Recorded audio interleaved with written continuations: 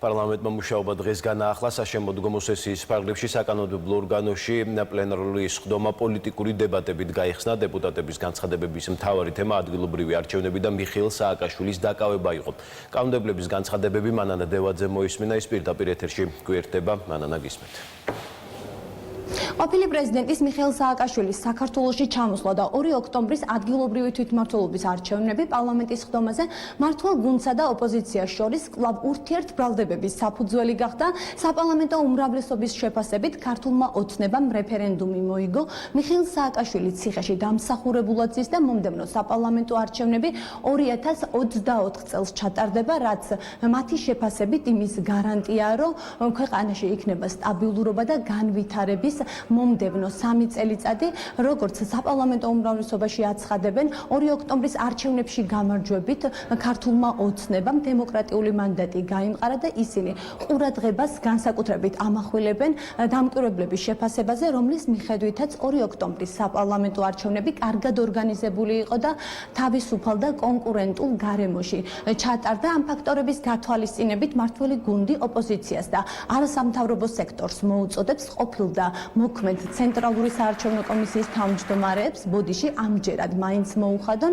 არჩევნების საკითხზე განსხვავებულია საპარლამენტო ოპოზიციის შეფასება, როგორც ისინი ფიქრობენ. 2 ოქტომბრის არჩევნების შედეგებმა აჩვენა, რომ ქვეყანაში ერთპარტიული მმართველობა სრულდება, თუმცა ისინი განსაკუთრებულ აქცენტს ამახვილებენ, როგორც წინა საარჩევნო პერიოდში, ისე არჩევნების დღეს გამოვლენილ დარღვევებზე. მათი შეფასებით ეს დარღვევები იყო მასშტაბური ხასიათის, რის გამოც ფრაქცია ლელო პარტნიორობა საქართველოსთვის ცენტრალური საარჩევნო კომისიის თავმჯდომარეს და დამკვირვებლებს პარლამენტში კონკრეტულად კი იურიდიულ კომიტეტზე იბარებს. როგორც ოპოზიციაში აცხადებენ, მიხეილ სააკაშვილის დაკავებაში სასიხარულო არაფერია, რადგან ეს გადაწყვეტილებები მის წინააღმდეგ არ გამოუტანია დამოუკიდებელ და მიუკერძოებელ სასამართლოს. არჩევნების საკითხზე საპარლამენტო ოპოზიციისგან განსხვავებულია პარტია მოქალაქეების პოზიცია, სადაც ფიქრობენ, რომ ეს არჩევნები ახალი საარჩევნო კოდექსის პირობებში იყო კარგად ორგანიზებული, თუმცა ქვეყნისთვის კვლავ მთავარ გამოწვევად რჩება წინა საარჩევნო პერიოდი. გირჩი კი ამბობენ, რომ ქართული ოცნება და ნაციონალური მოძრაობა ერთობლივად თამაშობს და 2 ოქტომბერს ქართველ ხალხს სწორედ ამ ორმა პარტიამ გაიმარჯვა. ჩვენ მოვიგეთ რეფერენდუმი, სააკაშვილი ციხეშია, შემდეგი არჩევნები ჩატარდება 2024 წელს.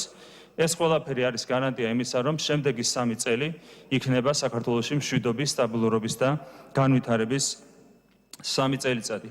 აქედან გამომდინარე, გილოცავთ კიდევ ერთხელ 2 ოქტომბრის გამარჯვებას. ვფიქრობ, ცხოვრებაში პირველად და უკანასკნელად დავეთანხმები ბატონ ირაკლი კობახიძეს და მივულოცავ საქართველოს მოქალაქეებს ქართული ოცნების მმართველობაში უზარმაზარი ბზარის გაჩენას.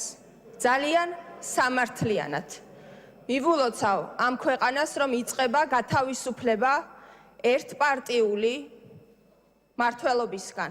2020 წელს პარტია ლელო ამტკიცებდა, რომ მათ ქონდათ 250,000 ხმა, უბრალოდ ხარდაჭერების ხელი მოაწერეს და მათ ოჯახის წევრებსაც ათვლიდნენ და 9 მილიონზე ადიოდნენ. ჯამში მიიღეს 60,000 2020 წელს. 2021 წელს მათ მიიღეს 47,000 ხმა. ეს არის თქვენი განაჩენი. თურმე ლელოს ხარდაჭერების რიცხვი დაიწია, ქართული ოცნების ხარდაჭერების რიცხვი გაიზარდა. ჩვენ ესეთი გაზდა ამორჩევლების რიცხვის არ გჭირდება, როგორც თქვენ ამას აკეთებთ. მოსყიდვით, დაშინებით, ხელების გადაგრეხვით. მე მისმენდნენ უკანონოდ. მე მოვითხოვ თქვენგან ხარდაჭერას რიგარეშე სხდომასთან დაკავშირებით. სადაც უნდა მოვისმინოთ. რატომ მოხდა ეს? ვინ განახორციელა ეს ჩაწერები? მინდა გკითხოთ, მართლა გიხარიათ? და თუ გიხარიათ, რა გიხარიათ? იქნებ ჩვენს გაგვიხარდეს. არც ის უნდა გვიხაროდეს, რომ საქართველოს მესამე პრეზიდენტი ახლა საპყრობილეშია, მხოლოდ მაშინ ვირწმუნებ სააკაშვილის ბრალეულობას, როდესაც მას განსჯის სამართლიანი და არა თქვენი ჯიბის სასამართლო. მოგილოცავთ ამ შესანიშნავ გამარჯვებას. მიხეილ სააკაშვილი თქვენ ჩამოიყვანეთ, აუფრიალეთ თვალწინ საქართველოს მოსახლეობას. ამით წაიღეთ არჩევნები თქვენ და ნაციონალურმა მოძრაობამ ურთიერთშეთანხმებით.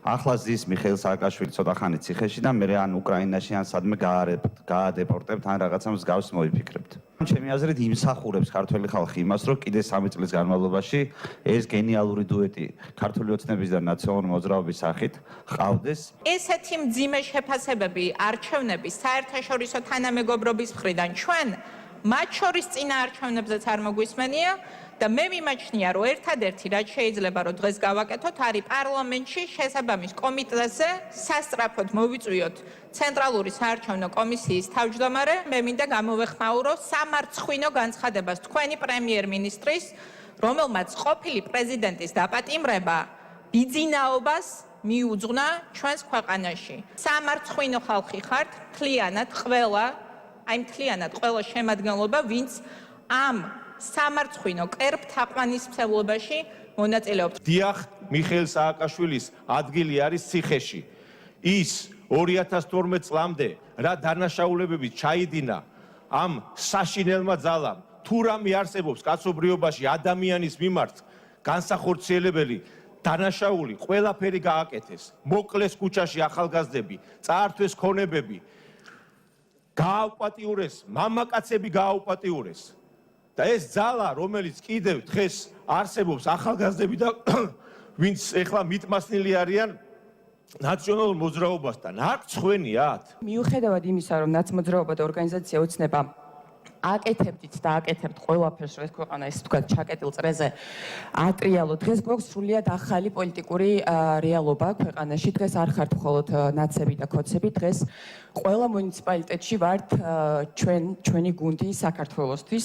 თუ თქვენ დამარცხდით ამ არჩევნებში, დამარცხით იმიტომ, რომ თქვენი პროგრამები არ მოусმენია ხალხს. ერთადერთი პროგრამა, რომელიც რადიკალურ ოპოზიციურ ბანაკს ჰქონდა, იყო როგორმე ქართული ოცნება 53%-ზე ქვევით ჩამოეყვანათ, მაგრამ ვერ შეძელით ესეც, ვერ შეძელით, იმიტომ რომ საზოგადოებამ ძალიან კარგად იცის, ვინ არის ამ რადიკალურ ბანაკში და ძალიან კარგად იცის, ვინ არის მათი რეალური ლიდერი, რომელიც ზუსტად იმ სტილში ჩამოვიდა საქართველოში, კიდევ ვიმეორებ, როგორც 2008 წლის ომის დროს მოიქცა გორში თვითმფრინავის ჩრდილის დანახვისას. თავისი ფრანგი კოლეგა მიატოვა, გაიქცა.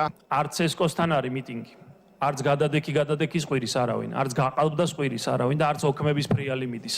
რაც იყო 30 წლიანი ტრადიცია ჩვენი სამარცხვინო. ეს დავასრულეთ. ერთი ნაბიჯით წავედით წინ, ამას აღიარება უნდა. როზე იმობენ ოპოზიციაში განსაკუთრებით იმ ხალხის მხრიდან უნდა ამას აღიარება. ჩვენ უგვეთყვიან მადლობა, ჩვენ მადლობისთვის არ გაგვიკეთებია ეს. რა თქმა უნდა, სისაძაგლეები რჩება, მოსყიდვა, დაშინება, ზეწოლა და ესეც თავისით არ მოგვარდება. აქაც მუშაობა, ოფლისღვრა საჭირო. შეგახსენებთ, რომ საშემოდგომო სესია 7 სექტემბერს გაიხსნა, თუმცა 2 ოქტომბრის არჩევნების გამო საკანონმდებლო ორგანო მუშაობა დროებით შეაჩერა. ადგილობრივი თვითმმართველობის არჩევნების შემდეგ კი დღეს პარლამენტში პირველი სხდომა ტარდება. მადლობა, ეს მანანა დევაძე იყო.